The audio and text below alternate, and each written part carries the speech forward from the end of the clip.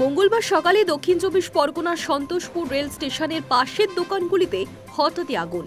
সকালবেলার ১ নম্বর প্ল্যাটফর্ম লাগোয়া ঝুপড়ি দোকানগুলিতে আগুন দেখা যেতেই মুহূর্তের মধ্যেই কালো ধোঁয়ায় ঢেকে যায় ফুট ওভারব্রিজ এবং আশপাশের এলাকা।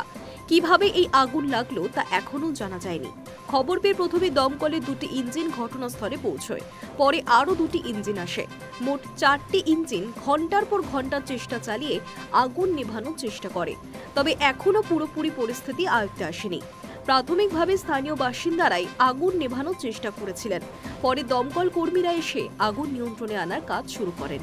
রেল স্টেশনের চারপাশে বহু ঝুপড়ি দোকান থাকায় আতঙ্ক ছড়িয়ে পড়ে যাত্রী ও সাধারণ মানুষের মধ্যে।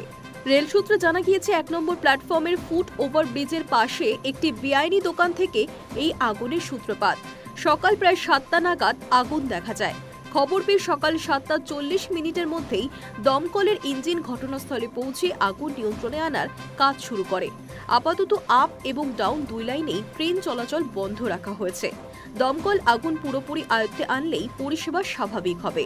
স্থানীয়দের আশঙ্কা, প্ল্যাটফর্ম সংলগ্ন ঝুপড়ি দোকানগুলিতে দাহ্য পদার্থ মজুদ থাকায় দ্রুতই আগুন ছড়িয়ে পড়ে আশপাশের আরও কয়েকটি দোকানে।